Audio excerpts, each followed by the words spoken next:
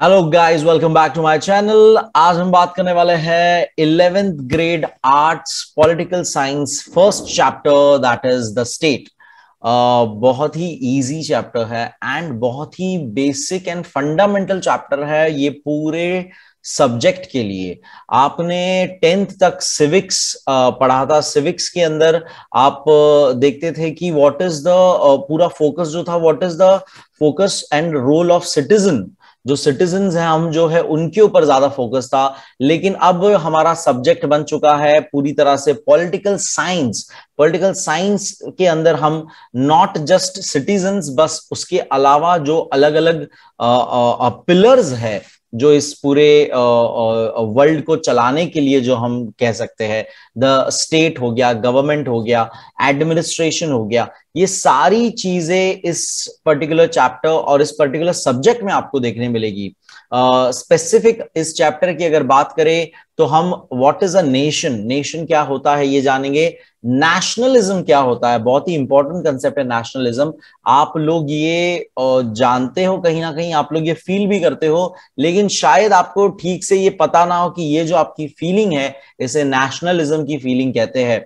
Okay, फिर what is a state and government. तो आप पहले तो सोच रहे होंगे कि स्टेट, जब हमने टाइटल पढ़ा द स्टेट, इससे आपको लगेगा कि स्टेट यानी हमारा महाराष्ट्र स्टेट या गुजरात स्टेट या कोई भी अलग जो हमारे स्टेट्स है वो उसकी हम यहाँ पे बात कर रहे हैं, ऐसा आपको लगेगा। पर ये बिल्कुल ऐसा नहीं है।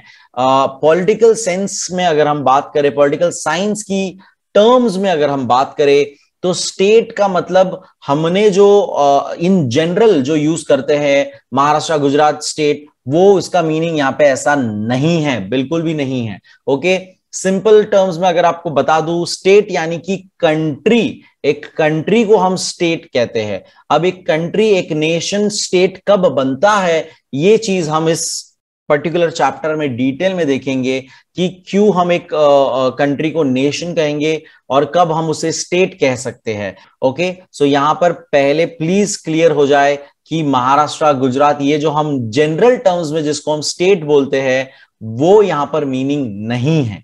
Okay, let's just dive into the chapter. पहले I would like to read the do you know part of this and then actually start this. उसमें यही बात एक्चुअली लिखी है जो हम यहाँ पे अभी बात कर रहे हैं।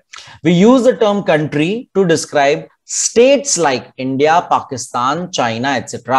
Sometimes we use the term nation or state to describe these countries. While all the terms appear to convey the same meaning, technically there is a difference in each of these terms. The term nation has a sense of oneness that is psychological and born out of commonness of culture, ethnicity, race, religion, language, history, etc. So अब क्या कह रहे हैं कि हम state और nation, ये दो वर्ड्स को बहुत ही इंटरचेंजेबली यूज करते रहते हैं एंड उसको हम कंट्रीज को डिफाइन करने के लिए हम ये कहते हैं। लेकिन अगर टेक्निकल भाषा में कहे तो नेशन क्या होता है, नेशन एक फीलिंग की बात है। नेशन हमारे अंदर एक आपस में एक कॉमन वननेस, वननेस यानी कि आप सबके अंदर एक समानता का एक फीलिंग, साइकोलॉजिकल थिंग है नेशन। क्या आई बिलोंग टू इंडिया, मैं इंडियन हूं, आई एम अमेरिकन, मैं पाकिस्तानी हूं। तो ये जो हमने अपने आप को एक कंट्री के नेम से हम जो कहते हैं कि इंडियन, इंडिया का इंडियन हूं मैं, सो ये जो है ये एक फीलिंग की बात कर रहा है। ये एक साइकोलॉजिकल हमारे अंदर एक, सबके अंदर एक कॉमन है कि I belong to that nation, मैं उस कंट्री से बिलोंग करता हूं। तो ये यहां पे हम बात कर रहे हैं जिसके अंदर हम क्या शेयर कर चुके हैं, हम लोग हमारा कॉमन कल्चर्स, हमारे रिलीजन्स, हमारे लैंग्वेजेस, हमारी हिस्ट्री हम शेयर करते हैं साथ में। सो उसके वजह से हमारे अंदर ये फीलिंग आती है। A nation becomes a state. अब ये नेशन हमारे लिए टेक्निकली स्टेट कब बन जाएगा, when it has the following characteristic. तो क्या कैरेक्टरिस्टिक होनी चाहिए, let's read that. Sovereignty, independent government, specific territory and population. तो पहले तो अंडरलाइन कर दीजिएगा ये कि कब एक नेशन जो है वो स्टेट बन सकता है, कब एक नेशन स्टेट बन सकता है। तो उनके अंदर कैरेक्टरिस्टिक होनी चाहिए सोवेरेनिटी। सोवेरेनिटी आपको पता होगा सोवेरेनिटी क्या होती है, हमने ऑलरेडी ये टर्म्स पहले भी देखा हुआ है, but again I will tell you, let me just quickly underline this. Sovereignty, sovereign, reign word, reign, reign of the titans, reign. So ये वर्ड, मेन वर्ड पहले तो रेन है, इसका प्रोनाउंसिएशन हम पहले भी बात कर चुके हैं, एक दो, आई don't no remember the video exactly, but पहले भी मैं बता चुका हूं। दिस प्रोनाउंसिएशन इसका रेन, जैसे आप बारिश को कहते हो रेन, रेन यानी राज्य। सोवेरेनिटी का मतलब होता है सोवेरेन, सोवरेन, सोवरेनिटी का मतलब होता है खुद का राज, खुद अपनी गवर्नमेंट फॉर्म करके इंडिपेंडेंटली एक कंट्री का अपना जो आपका बॉर्डर्स फिक्स्ड है उस पे रूल करना, खुद की गवर्नमेंट चलाना, खुद से सारे डिसीजंस लेना, that is called a sovereignty. Independent government, तो ये वही उसी का पार्ट हो गया। एक टेरिटरी, फिक्स टेरिटरी है, स्पेसिफिक टेरिटरी, और सबसे इंपॉर्टेंट पॉपुलेशन, क्योंकि अगर लैंड है, सब कुछ है, लोग ही नहीं है, पॉपुलेशन ही नहीं है अगर, तो कैसे फिर उसे हम नेशन कहेंगे, राइट? सो पॉपुलेशन यानी कि लोग, जनता, ये बहुत इंपॉर्टेंट है। Okay, but in routine discussions we usually use the term nation instead of the term state to describe an independent country with a sovereign government. However, in political science we use the term state to describe an independent sovereign country. तो ये आपसे आपको clear हो जाना चाहिए कि कब nation word use होगा, कब स्टेट वर्ड यूज होगा। तो नेशन एक फीलिंग की बात है, साइकोलॉजिकल, हमारे अंदर, सबके अंदर, अगर हम जब उस कंट्री में पैदा हुए रहते हैं तभी हमारे अंदर से वो आती है। आप अमेरिका में पैदा हो गए तो आपके अंदर वो अमेरिकन, आई एम अमेरिकन वाली फीलिंग आपके अंदर वो आएगी, नेशनल, नेशन वाली फीलिंग आएगी, राइट, कि मेरा नेशन अमेरिका। तो बॉर्न होना, यहाँ पे बॉर्न आउट इसलिए बहुत जरूरी वर्ड है। यहाँ पे आपके अंदर कॉमन कल्चर आपने शेयर किया, रिलीजन शेयर किया है, लैंग्वेज शेयर किया हुआ है, हिस्ट्री शेयर किया हुआ है, तब वो फीलिंग आपके अंदर नेशन की फीलिंग आएगी। जबकि वो टर्म टेक्निकल भाषा में स्टेट का रूप ले लेगा जब वहां पे सोवेरेन, इंडिपेंडेंट सोवेरेन कंट्री होगी, यानी खुद पूरी तरह से अपना रूल चलाने वाली। तो आप थोड़ा सा सोचते रहेंगे, सर सोवेरेन कंट्री आप कह रहे हो, खुद का रूल चलाने वाला, खुद पूरा कंट्रोल करने वाला, तो इंडिपेंडेंट वर्ड यहां पे क्यों बार बार आ रहा है? उसका मीनिंग तो अपने आप वही होना चाहिए था।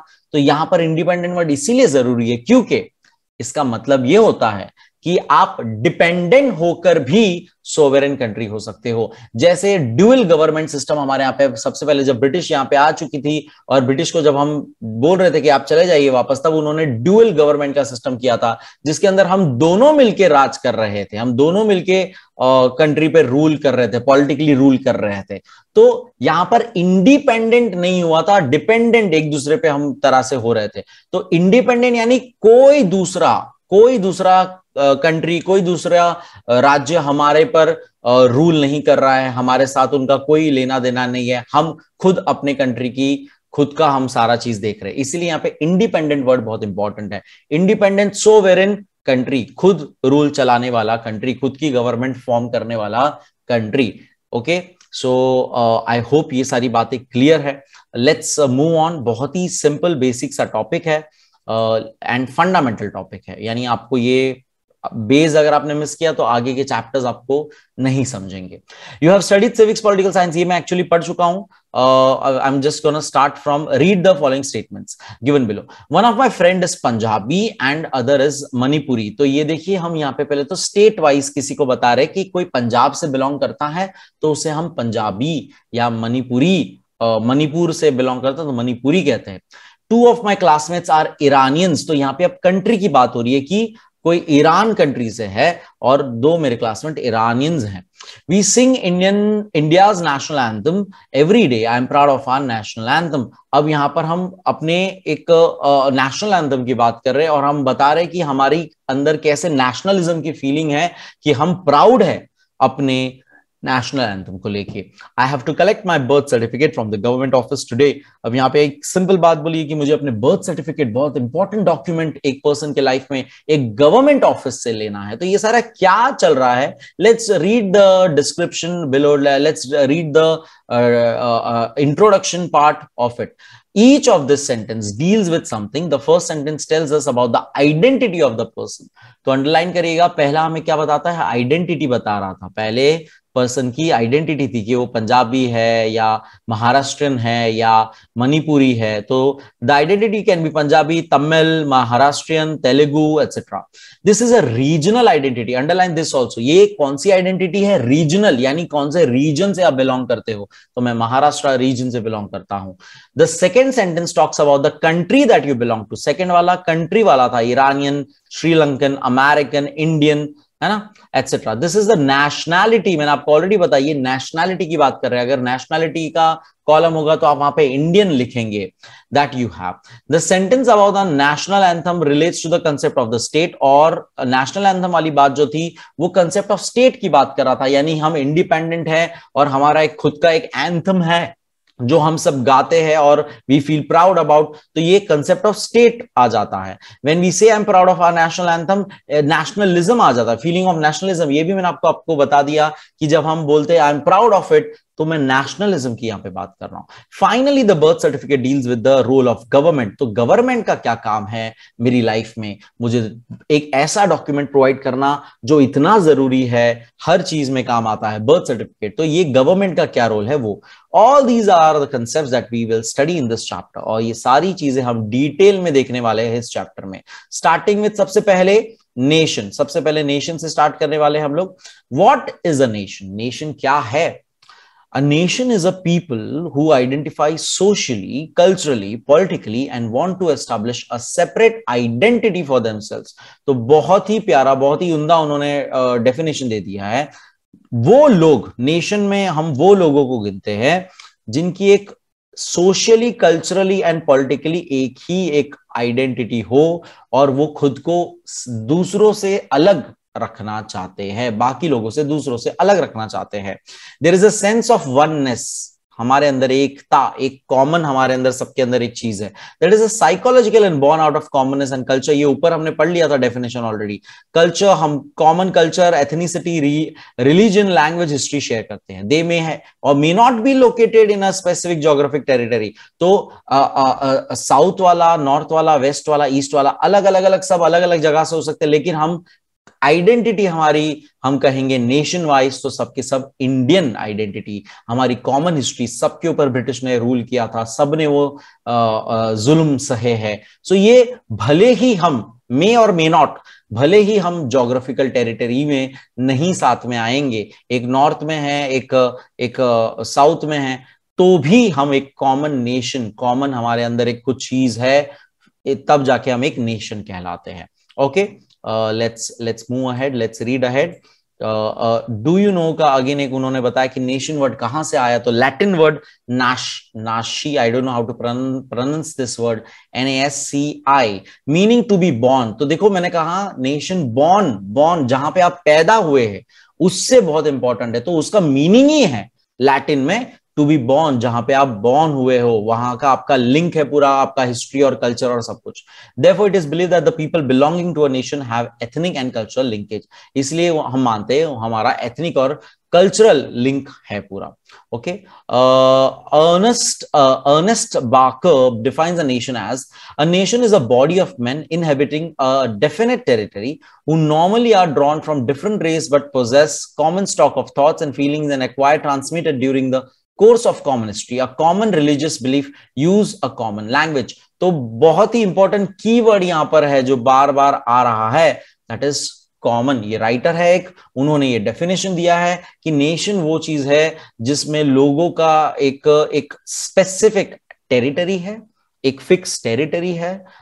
हमारा जैसे इंडिया का एक फिक्स टेरिटरी है, बॉर्डर्स है, वहां पर हम भले ही डिफरेंट रेसेस से हो, लेकिन हमारी फीलिंग्स टुवर्ड्स सर्टेन थिंग्स, हमारा एक कॉमन हिस्ट्री, हमारा religious believes and languages common हो। नाउ आप कहीं ना कहीं ये भी सोच रहे हैं कि सर इंडिया में तो कितनी सारी लैंग्वेजेस है, तो yes I agree to that, but यहां पर जब हम कॉमन लैंग्वेज की बात करते हैं तो वी नीड टू अंडरस्टैंड कि भले ही रीजनल वाइज हमारे अंदर लैंग्वेजेस का डिफरेंस आ चुका है, लेकिन देयर वाज एक मदर टंग थी, एक ओरिजिनल संस्कृत, जिससे हम लैंग्वेजेस अलग अलग रीजनल वाइज चेंज होते गई। तो हमें थोड़ा सा ब्रॉड पर्सपेक्टिव यहाँ पे देखना है कि जब हम इंडिया की बात करते हैं तो हम हिंदी को एक कॉमन लैंग्वेज कहेंगे, राइट। तो वैसा आपको थोड़ा सा एक ब्रॉड टर्म में देखना है ये डेफिनेशंस को। ओके, एकदम ही ज्यादा उसको क्रिटिकल पॉइंट ऑफ व्यू से नहीं देखना है। ओके, नाउ नेशन का डेफिनेशन हमने देख लिया, अब उसके फीचर्स क्या क्या है। तो हमने डेफिनेशन में ही जो बातें देखी थी वही कहीं ना कहीं फीचर्स बन जाएंगे ये जरा पैटर्न नोटिस करते जाना। पॉपुलेशन तो ऊपर हमने बात की थी पॉपुलेशन की, मैंने आपको बोला कि एक लैंड होगी, वहां पे भले कुछ भी हो, अगर लोग ही नहीं है, पॉपुलेशन ही नहीं है, तो वो नेशन थोड़ी ना कहलाएगा, राइट। इनहेबिटेड लैंड को हम थोड़ी ना नेशन कह सकते हैं। सो population, nation must have a population, सबसे पहले लोग होने चाहिए। Population must have a population. The population has some similarities. The similarities may be language. अब population के बीच में क्या होता है, कुछ similarities होती है, लैंग्वेज सिमिलर होगा, रेस होगा, रिलीजन होगा, there may be common culture, कुछ common cultural experiences and historical experiences भी सेम हो सकते हैं। There is a sense of ethnic historical cultural oneness that goes in the perception of identifying oneself as a nation. So again a very technical line जो ऊपर ही definition में हमने बार बार देखी, ये सारे वर्ड्स कीवर्ड्स लिख लो, एथनिक, हिस्टोरिकल, कल्चरल, ये जो वर्ड्स बार बार रिपीट हो रहे हैं, ये लिस्ट बना दो, उसको ही यूज करके आपको हर एक आंसर लिखना है। Okay, learn to make this habit, write down the keywords and उसी को यूज करना अपने सेंटेंस में, अपने राइटिंग स्किल्स में। ओके, सो पॉपुलेशन होना चाहिए जिनका common ethnicity, historical background, cultural background होगा। सेकेंड पॉइंट है feature of nation is feeling of community. तो एक कम्युनिटी की फीलिंग होती है, हम कहते हैं ना ये हमारे बिरादरी के है, ये हमारे बिरादरी के नहीं है, वगैरह वगैरह। सो ये कम्युनिटी की बात कर रहा है। The similarities of demography and culture must translate into a psychological feeling of a community. This is the emotional dimension, this is a matter of perception held by the people of that community. तो ये एक emotional, सबसे पहले underline that emotional, this is a emotional dimension, ये हमारे emotions को एक बताता है कि कम्युनिटी वाले, मेरे समाज वाले हैं यहाँ पर। तो जैसे हम अगर अमेरिका में जाते हैं तो वहां पर जितने इंडियंस होते हैं, स्पेसिफिकली कोई अगर से लाइक सिर्फ गुजराती बोलो या कोई जैन बोलो, तो ये सारे कम्युनिटीज की मैं नाम ले रहा हूं। तो ये जब सेम लोग मिलते हैं तो वो एक दूसरे को बड़ा हेल्प करते हैं, और वो एक दूसरे के अंदर, उनके अंदर एक फीलिंग होती है कि हम एक नेशन से बिलोंग करते हैं, हम एक कम्युनिटी के हैं, हम लोग जैन हैं, हम लोग कोई फलाना गुजराती है, हम लोग कोई, तो एक कम्युनिटी उनके अंदर एक आ जाता है, ये सेंस आ जाती है। तो ये क्यों आया, क्योंकि इनका कॉमन नेशन है। That is the whole concept here. So ये एक इमोशनल डायमेंशन है, underline this, emotional dimension is the keyword in this write up.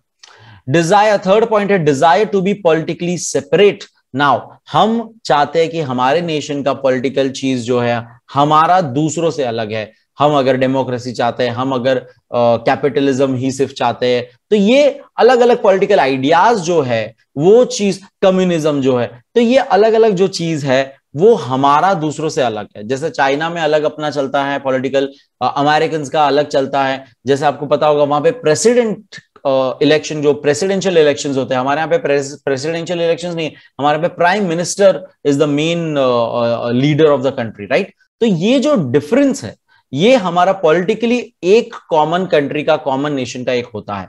People living in a particular geographical area having common socio cultural, religious and linguistic commonality can lead to a feeling of being a nation. Such a feeling is a product of the urge for self-determination. This can lead to demand for self-governance at a, let me scroll it down, at a political level. तो एकदम again very simple, very easy आपको बता रहे हैं। Again फिर से इसमें keywords socio cultural, religious, linguistic, linguistic यानी लैंग्वेज, लैंग्वेज का ही अलग से उन्होंने वर्ड यूज करते हैं। लिंग्विस्टिक, लिंग्विस्टिक का मतलब होता है भाषा अलग अलग हमारी जो होती है उसे लिंग्विस्टिक कहा जाता है।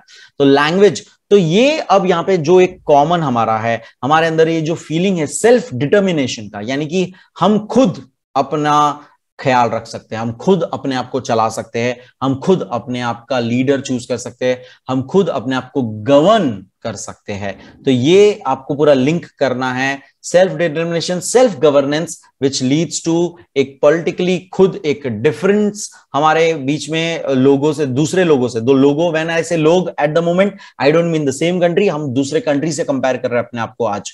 तो दूसरे कंट्री से अलग हमारा एक खुद का पॉलिटिकल थॉट है जिसे हम नेशन के रूप में देखते हैं। नेक्स्ट देखेंगे nationalism. So nationalism is also one again feeling की यहां पे बात है। I feel proud of the things of my nation. मेरे नेशन वाली चीजों को लेकर प्राउड फील होता है। फॉर एग्जाम्पल जब इंडिया पाकिस्तान की मैच होती है तो पूरा पूरा कंट्री जो है एक नेशनलिज्म की भावना में आ जाता है, अरे इंडियन जीतेगा, इंडियन जीतेगा। तो ये जो है हमारे अंदर, दैट इज कॉल्ड नेशनलिज्म की फीलिंग। इसे नेशनलिज्म की फीलिंग कहते हैं। नेशनलिज्म की फीलिंग एक हद तक यहाँ पे वी नीड टू अंडरस्टैंड, हम देखेंगे इसमें वैसे आएगा अभी आगे टाइप्स ऑफ नेशनलिज्म। लेकिन आपको समझना है नेशनलिज्म की फीलिंग के अंदर हम इतने गुस्सेल और उतने एक्साइट भी हो सकते हैं कि हम सामने वाले को एकदम ही दबा दे। तो ये चीज एक चीज समझनी है आपको। नेशनलिज्म एक बहुत ही स्ट्रॉन्ग फीलिंग है एक पर्सन के अंदर होता है जब वो एक पर्टिकुलर नेशन से बिलोंग करता है और वो उसके लिए प्राउड फील करता है। जैसे कि अभी आपको पता होगा यूक्रेन रशिया में वॉर चल रहा है, रशिया ने यूक्रेन पे हमला कर दिया है। सो रशियन लोग they are against their own nation के जो उन्होंने जो उसके प्रेसिडेंट ने जो हमला कर दिया उसके अगेंस्ट है। रशियन लोग खुद सोशल मीडिया पे कह रहे हैं कि stop this war and everything. तो ये यहाँ पे they are not proud of what their country is doing, they are not proud of it. तो यहां पर ये चीज थोड़ी समझनी है आपको कि नेशनलिज्म हमारे कंट्री को पॉजिटिव हाईलाइट में, पॉजिटिव वे में हम प्राउड फील करते हैं और उसको हम उसके लिए हम कुछ भी करने फिर रेडी हो जाते हैं। Okay okay, let's read. India wanted to be independent from the British colonial rule. It was a fight for the right of self-determination. India's fight for its independence was an expression of India's nationalism. So, India खुद को अलग करना चाह रहा था। British का जो rule था हमारे ऊपर उससे हम सेल्फ डिटर्मिनेशन चाहते थे, हम खुद अपने आप को ख्याल रखना चाहते थे। और हमने जो ये उनसे लड़ाई की, उनसे ये फाइट किया इंडिपेंडेंस के लिए, वो क्या था? हमारा नेशनलिज्म का एक्सप्रेशन था कि हम अपना कंट्री, अपने नेशन को बचाना चाहते हैं और हम किसी और को अपने ऊपर कब्जा करने देना नहीं चाहते। सो दैट इज नेशनलिज्म की एक्सप्रेशन किया था हमने जब उनको भगाया था हमने। Nationalism is a sense of political identity, it is a love for one's nation. तो मैंने कहा खुद के नेशन से प्यार होना। The people become sentimentally attach to the homeland. लोग बहुत ही सेंटिमेंट हो जाते हैं, इमोशनल हो जाते हैं। They gain a sense of identity and self esteem. ये वर्ड्स लिख लीजिएगा, सेल्फ एस्टीम। हम सेल्फ एस्टीम फील करते by this identification and are motivated to help their homeland. तो जैसे मैंने कहा कि हमारे अंदर इतना जोश आ जाता है कि हम अपने देश के लिए कुछ भी करने राजी हो जाते हैं। The expression of such sentiments, The expression of such sentiments can be seen at different times. ये हम अलग अलग टाइम पे देखने मिलता है, जैसे कि cheering for national cricket team, जैसे मैंने आपको ऑलरेडी एग्जांपल दिया। India versus any other country हो तो हम कितना दिल से, कितनी शिद्दत से हम अपने कंट्री को सपोर्ट करते हैं। जो कोई क्रिकेट नहीं भी देखता या कोई फैन नहीं होता, फिर भी अगर उसे पता हो तो डेफिनेटली वो चीयर तो जरूर करता है। तो ये क्या है? That is a feeling of nationalism. Standing up during the national anthem, जब हम खड़े हो जाते हैं बड़े प्राउडली रिस्पेक्ट में अपने नेशनल एंथम के लिए, तो ये हमारा नेशनलिज्म बताता है। हमारे आर्म्ड फोर्सेस को सपोर्ट करना ड्यूरिंग द वॉर, जब हमारे बॉर्डर्स पे जवान वॉर का कुछ होता है तो हम सारे सपोर्ट में आ जाते हैं, एक नेशन पूरा साथ में यूनिटी में आ जाते हैं। Even after the differences between our religion and everything, हम सब लोग एक नेशन, एक नेशनलिज्म की फीलिंग के साथ में आ जाते हैं। तो ये सारी बात करता है nationalism. Nationalism is a force which holds the people to a sense of political loyalty to the country. तो ये एक वो फोर्स है, वो ताकत है जो हम सबको अपने कंट्री की तरफ लॉयल रखता है पॉलिटिकली। ओके, अब इसके जैसे हमने नेशन का डेफिनेशन देखा, उसके फीचर्स देखे, तो नेशनलिज्म देख लिया, उसके फीचर्स देखेंगे। सो कुछ फीचर्स बहुत कॉमन होंगे सब में आगे आगे, तो जरा वो आप एक नोट्स बनाते जाना। वैसा nationalism, some features of nationalism. Nationalism has been a force that has been both a builder and a destroyer. तो जैसे कि मैं अभी थोड़ी देर पहले कह रहा था कि नेशनलिज्म नेगेटिव वे में भी जा सकता है अगर वो ओवर हो जाता है, तो उसी की बात यहां पे आएगी कि एक बिल्डर तो है ये हमारे अंदर, वो स्ट्रांग एक बिल्ड तो करता है चीजें, लेकिन डिस्ट्रॉयर भी है। क्यों कैसे डिस्ट्रॉयर है? तो सिंपल सी बात कहता हूं, जब हम अपने ही नेशन की सिर्फ अगर बात करें, जब हम कहते हैं कि सिर्फ मेरा ही नेशन बेटर है, तब मैं दूसरों को बुरा एक तरह से कहने की कोशिश कर रहा हूं, और मैं दूसरों को दबाने की कोशिश कर रहा हूं, और मैं दूसरों पे कब्जा करने, या ऐसे मेरे व्यूज हो जाते हैं नेशनलिज्म के तहत। यही व्यू चल रहा है अभी रशिया के प्रेसिडेंट पुतिन का, एंड वो आर्म्ड फोर्सेस को फोर्स कर रहा है कि वो हमला करे। तो ये गलत नेशनलिज्म का उनके अंदर अब चल रहा है कि वो डिस्ट्रॉयर का काम कर रहा है, किसी और का इंडिपेंडेंस छीन रहा है। ओके, तो नेशनलिज्म की एक लिमिटेशन होती है, वो एक लिमिट तक ही अच्छा होता है, एक्सट्रीम सेंस में अच्छा नहीं होता है। अपनी खुद की इंडिपेंडेंस को बचाने के लिए नेशनलिज्म बहुत ही परफेक्ट है, लेकिन दूसरे की इंडिपेंडेंस को छीनने के लिए नेशनलिज्म सही नहीं है। तो ये मैं आपको एक फ्रेज डायलॉग देना चाहूंगा कि खुद की इंडिपेंडेंस बचाने के लिए नेशनलिज्म बहुत बेहतर है, लेकिन अगर आप दूसरे की इंडिपेंडेंस छीन रहे हो तो उस टर्म्स में आप नेशनलिज्म के नाम पे अगर आप जो कर रहे हो तो वो बहुत गलत काम कर रहे हो। It has been described as progressive and aggressive nationalism. तो इसको उन्होंने टेक्निकल भाषा में क्या कहा गया है? Progressive nationalism and aggressive nationalism. Progressive nationalism अच्छा है, कॉमन सेंस की बात है, एग्रेसिव नेशनलिज्म अच्छा नहीं है। Progressive nationalism can help a society to come together, promote development. Aggressive nationalism can create differences among people, क्योंकि ये डिफरेंस क्रिएट करेगा। Nationalism discourages imperialism and colonialism. The resistance to any form of occupation is one of the features of nationalism. National liberation struggles or freedom struggles across the world are a product of nationalism. It thus encourages self-determination. It thus encourages self-determination.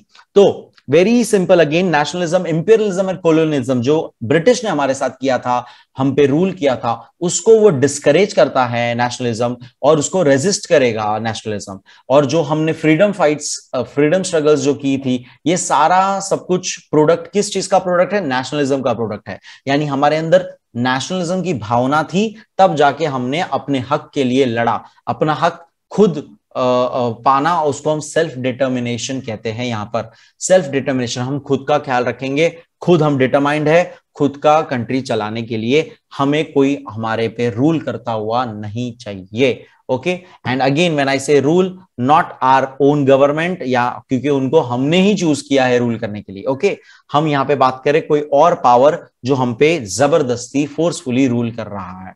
Okay, next feature is nationalism can promote diversity.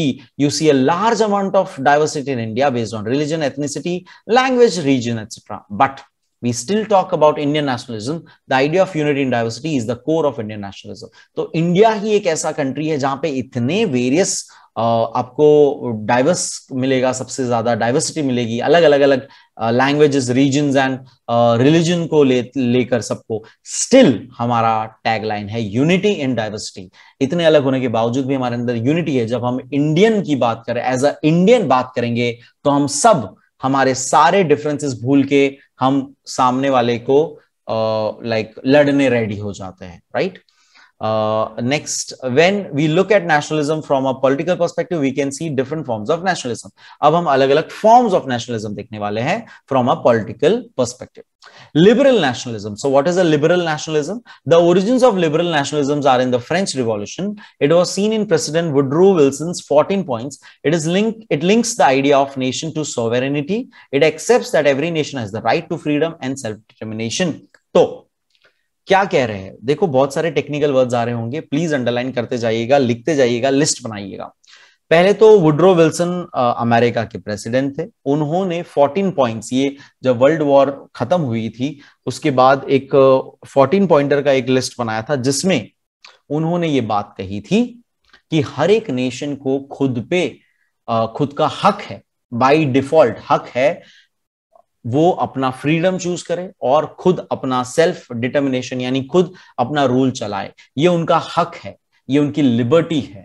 Okay, तो ये पूरा चीज link किया गया है, और ये सारा फ्रेंच रिवॉल्यूशन से आइडिया आया था, जो उन्होंने बाद में 14 पॉइंट्स में कवर किया था फिर से। ओके, तो फ्रेंच रिवॉल्यूशन में भी ये आइडियाज आए थे कि खुद अपना रूल करना वाला चीज। ओके, एंड फिर वुड्रो विल्सन ने अपने 14 पॉइंट्स वाला जो एक तरह से उन्होंने प्रेस रिलीज किया था, उसमें ये बात लिखी गई थी कि हर कंट्री का खुद का, they have their freedom to choose their own leader, their own political and everything. कोई उन पे फोर्सफुली कब्जा नहीं कर सकता है, ऐसा उन्होंने ये कहा था। इस चीज को लिबरल, लिबर्टी से वर्ड आपको याद रखना, लिबरल नेशनलिज्म।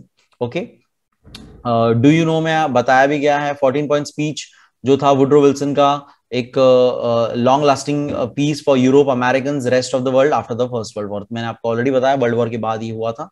सो उसके बारे में अगर आपको और जानना है तो प्लीज आप ऑल डिटेल में पढ़ लीजिएगा इंटरनेट पे। सेकेंड फॉर्म ऑफ नेशनलिज्म है conservative nationalism. This form of nationalism is inward looking. Conservative word से ही पता पड़ जाएगा कि it's inward looking. It looks at the nation as a closely linked society. It gives a lot of importance to patriotism.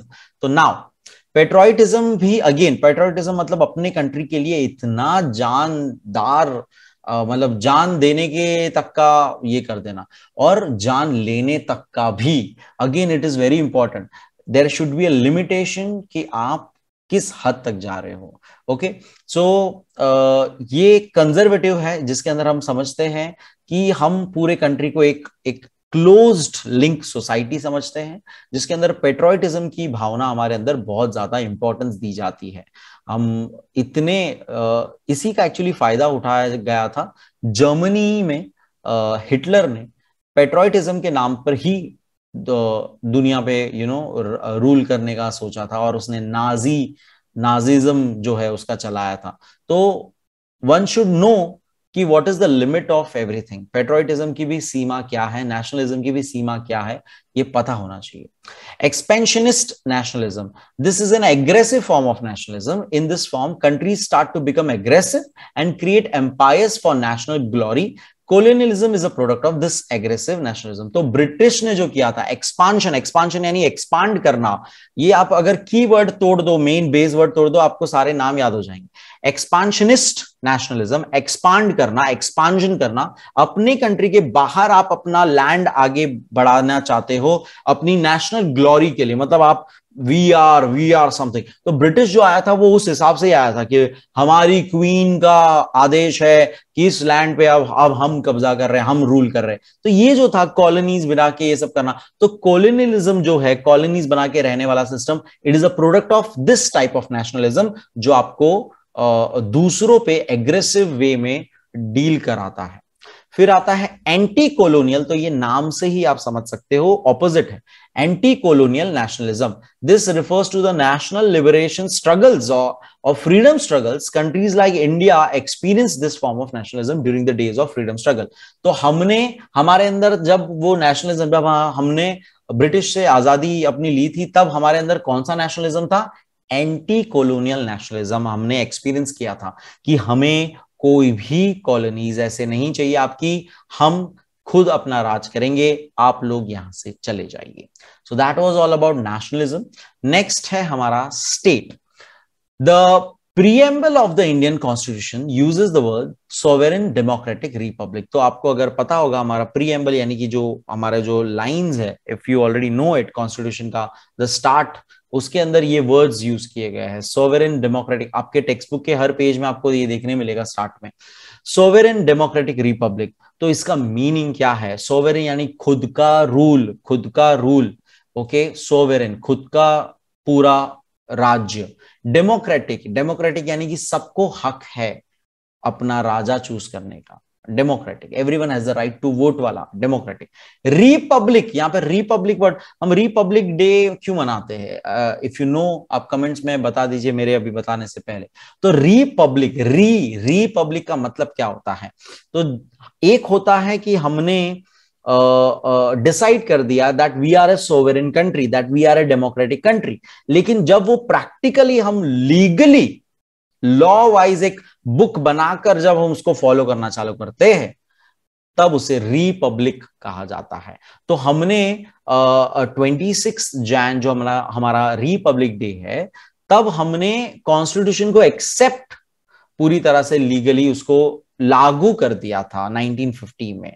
तो ये आपको समझना है कुछ keywords. Here the word sovereignty means the independent authority of the country. मैंने आपको already बताया, आप इसको अंडरलाइन कर दीजिए कि it is the independent authority of the country. मैं खुद अपने कंट्री पे रूल करूंगा, कोई और नहीं करेगा, मेरा कंट्री मेरा rule. It signifies that the country is not dependent on any other country for taking decisions. मुझे मेरे कंट्री में डिसीजन लेने का पूरा हक है, कोई और मुझे नहीं बोल सकता मुझे क्या करना है। It is independent to take its own decisions, formulate laws and govern. मैं खुद अपने लॉ बना सकता हूं, बाहर वाला कोई मुझे नहीं बोलेगा कि आपके कंट्री में ये लॉ नहीं चलेगा। एंड गवर्न, और उसको चला सकता हूं, उसको देख रेख कर सकता हूं, that is governing. When people of a nation want to become a sovereign country, it means they are demanding right to self determination. इसको अंडरलाइन करेंगे, बहुत ही प्यारी सी लाइन। जब हम कहते हैं कि we want a sovereign country, तब हम कहते हैं कि we want the right to self determination. हम खुद अपना चलाना चाहते हैं, खुद अपना राज्य करना चाहते हैं। Freedom struggle is an expression of the right to self determination. तो ये हम पहले भी देख चुके कि हमने जब फ्रीडम स्ट्रगल की थी, जब हमने अपनी आजादी के लिए लड़ाई की थी, तो वो हमारा क्या था, हम क्या एक्सप्रेस कर रहे थे तभी? We were expressing the right to self determination, जो एक बेसिक राइट है, फंडामेंटल राइट है, जो वुड्रो विल्सन ने भी कहा था। Okay, it is the urge, it is the urge, वो हमारे अंदर एक अर्ज है for political self determination that leads a nation in direction of statehood. तो ये एक डिजायर है कि हम एक अपना खुद का पॉलिटिकल गवर्नमेंट चलाना चाहते हैं, जो एक हमें बेटर वे में लेके जाएगा। When does a nation becomes a state? Nation state कब बन जाएगा? A state must have the following characteristic to qualify for statehood: sovereignty, independent government, territory and population. तो जैसे हमने ऊपर देखा नेशन और उसके फीचर्स, नेशनलिज्म उसके फीचर्स, तो मैंने आपको ऑलरेडी बता दिया। नेशन स्टेट कब बनेगा? तो देयर आर फ्यू थिंग्स, कुछ चीजें हैं जो उसे क्वालिफाई करनी पड़ेगी, उसके बाद हम नेशन को स्टेट कह सकते हैं लीगल टर्म्स में, टेक्निकल टर्म्स में। तो वो क्या चीज है? सोवेरेनिटी होनी चाहिए, खुद का रूल करने का, सेल्फ डिटर्मिनेशन करने का हमारे अंदर, इंडिपेंडेंट गवर्नमेंट, फिर आपको गवर्नमेंट फॉर्म करनी है, लॉज बना के गवर्नमेंट फॉर्म करनी है, एक टेरिटरी फिक्स होनी चाहिए, बॉर्डर्स फिक्स होने चाहिए, और पॉपुलेशन सबसे इंपॉर्टेंट है, पॉपुलेशन होना चाहिए। A state is a political community. Its presence is felt in almost all human activity. Activities like education, social welfare, defense, law, order, all are done by the state. ये सारे चीज में state का योगदान होता है। Even personal matters like registration of birth, getting a PAN card, Aadhaar card, registration of marriage, ये सब चीज में भी स्टेट का रोल होता है। इसलिए ऊपर बताया था कि I want to collect my birth certificate from the government office, तो ये स्टेट का रोल यानी गवर्नमेंट का role. State has a role to play.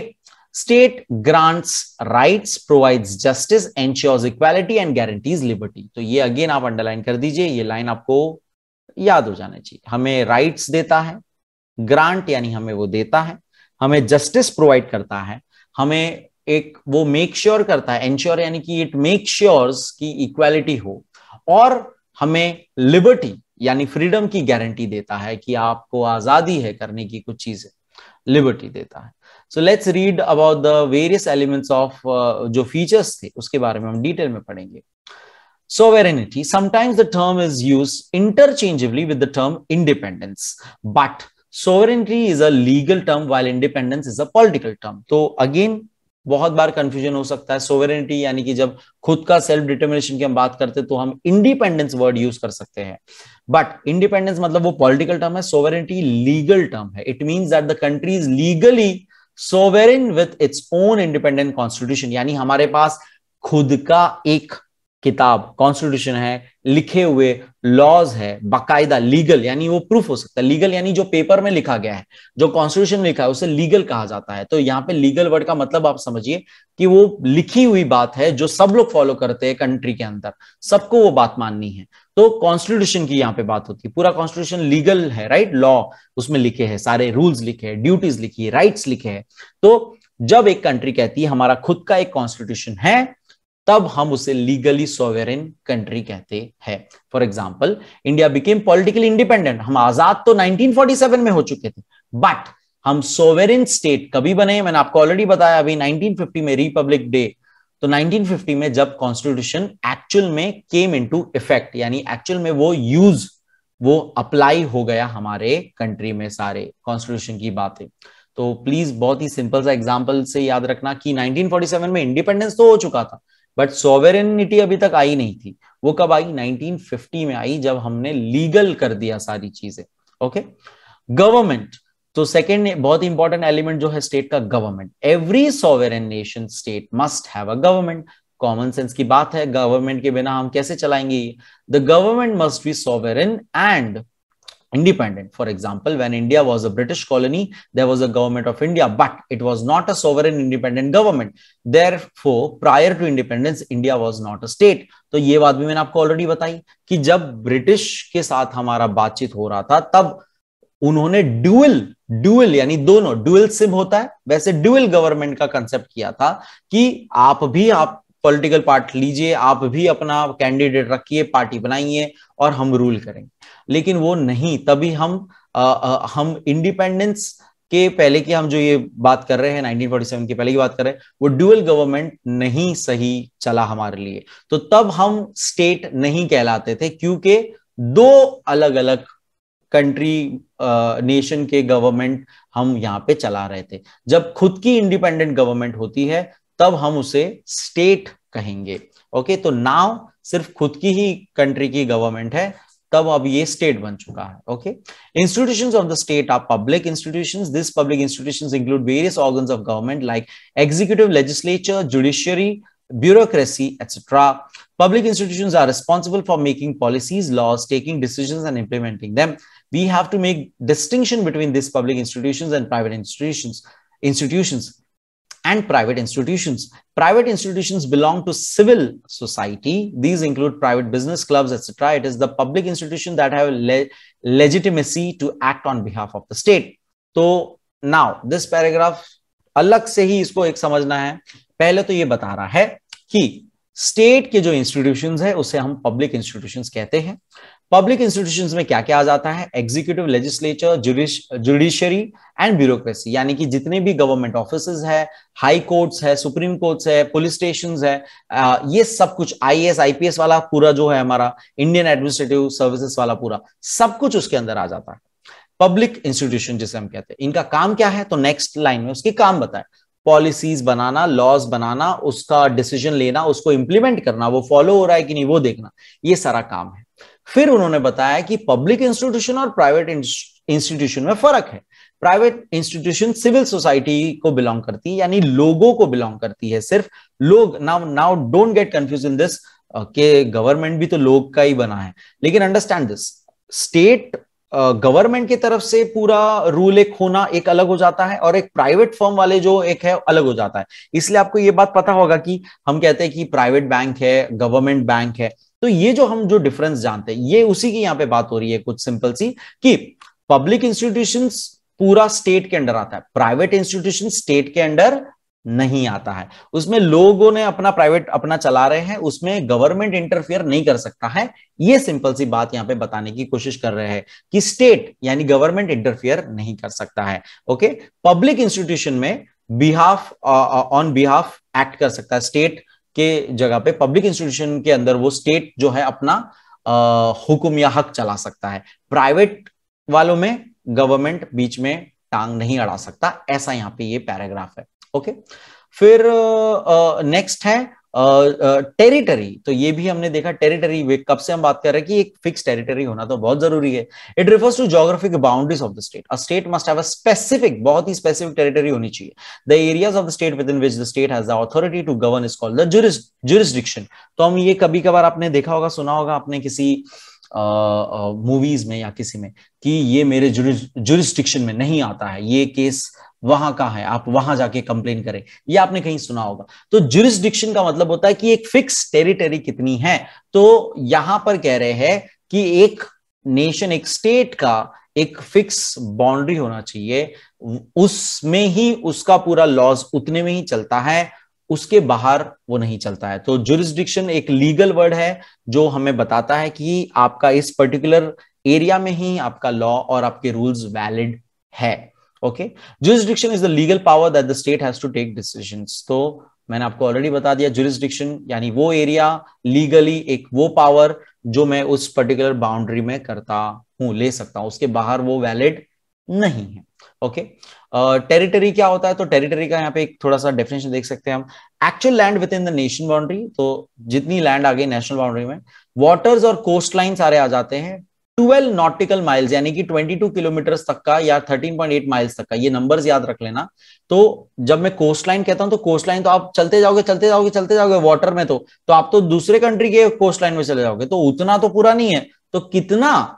कहां तक हमारा हक है, तो 12 नॉटिकल माइल्स यानी कि 22.2 किलोमीटर तक का हक है हमारा कोस्ट लाइन के पार। एयर स्पेस की अगर बात करें ऊपर, तो इसका कोई लीगल कोई ये नहीं है। टेक्निकली एक कंट्री का लैंड के ऊपर का उतना शेप में ही ऊपर का एयर स्पेस उस पर्टिकुलर कंट्री का माना जाता है।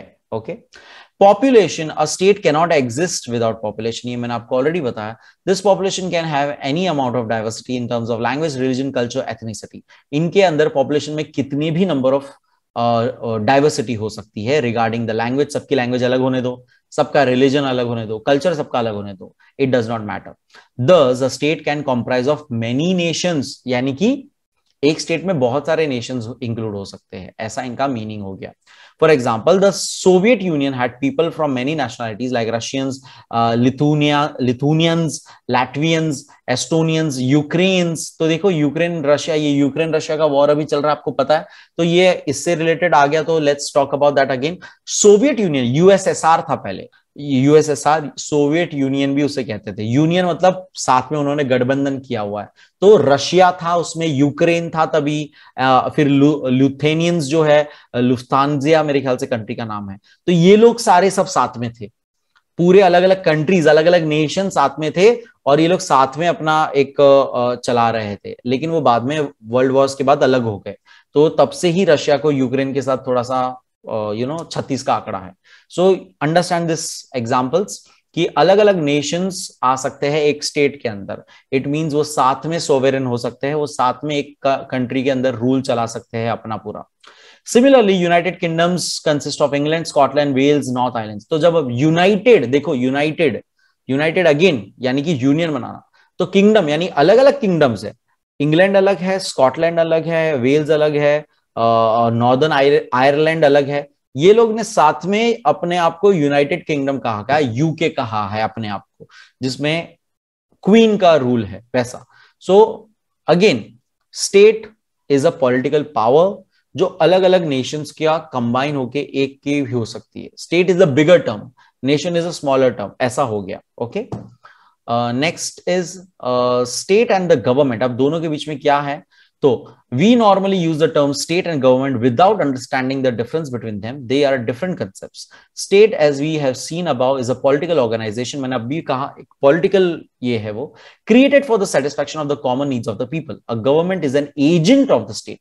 Government उससे नीचे की बात हो गई ना, state एक पूरा ऑर्गेनाइजेशन है, उसको चलाने के लिए हमें जो चाहिए उसे गवर्नमेंट कहा जाता है। Government is the agent, agent बहुत अच्छा वर्ड है।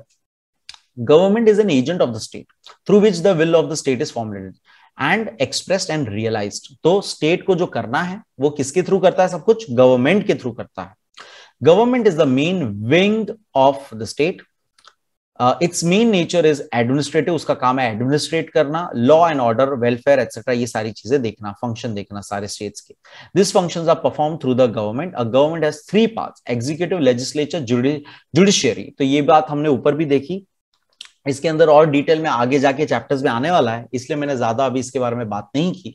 लेकिन सिंपल सी बात जो हम पहले के स्टैंडर्ड्स में भी पढ़ चुके हैं, एग्जीक्यूटिव, लेजिस्लेटिव, जुडिशियरी, यानी कि लॉ बनाना, लॉ को फॉर्मुलेट करना, एक्चुअल लॉ लिखना, लॉ को इंप्लीमेंट करना, एग्जीक्यूट करना, और बाद में अगर वो लॉ टूटे या कुछ उसके अगेंस्ट जाए तो उसका डिसीजन लेना, यानी कि हाई कोर्ट्स एंड एवरीथिंग, ये कोर्ट वाला, जुडिशियरी, लेजिस्लेचर, एग्जीक्यूटिव, ये आपको तीनों हम पहले भी एक बार बात कर चुके हैं और आगे भी इसको डिटेल में पढ़ेंगे। You will learn about the concept of government in section 2 of this book. So आगे आएगा, डोंट वरी। यहाँ पे उन्होंने बहुत अच्छा डिस्टिंक्शन दे दिया है स्टेट और गवर्नमेंट का। State is an abstract concept, government is a concrete reality. State एक एब्स्ट्रैक्ट कंसेप्ट है। एब्स्ट्रैक्ट मतलब जो काइंड ऑफ हम कहते हैं इमेजिनेशन में, हम हमारे थिंकिंग में आता है स्टेट कंसेप्ट, जबकि गवर्नमेंट एक कॉन्क्रीट, गवर्नमेंट लीगल पेपर पे दिखता है, वैसा वाला कंसेप्ट है। ओके, थोड़े से वर्ड्स ये आपको यूज करने आने चाहिए अभी। एब्स्ट्रैक्ट, कॉन्क्रीट, opposite words है ये। State is more extensive than a government and includes all public institutions and all members of society as citizens. Government is a part of the state. तो मैंने आपको already बोला, state एक बड़े level पे उसका पार्ट है government.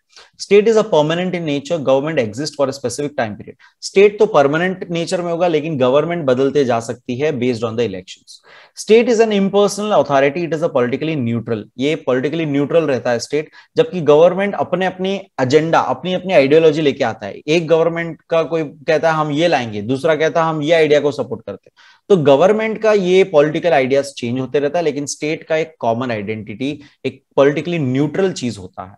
State is a sovereign entity, the source of the authority of government is the state, government is the means through which the authority of the state is exercised. तो again वही बात की state खुद की एक individual identity है, उसकी खुद का एक सेल्फ गवर्निंग पावर है। गवर्नमेंट जबकि स्टेट का ही हिस्सा है, गवर्नमेंट स्टेट के अंडर काम करती है और स्टेट के काम करती है। ओके, तो ये थोड़ा सा वर्ड्स में कंफ्यूजिंग लगेगा, लेकिन कंसेप्ट बहुत आसान। State is a bigger thing, government उसके काम करती है, इट्स अ एजेंट, याद रखना, it's a agent. We study the concept of nation, nationalism, state government in this chapter. In the next 2 chapters we will study concepts like liberty, rights, equality, justice. So I guess this is the end of the chapter. I hope आपको समझ में आया होगा।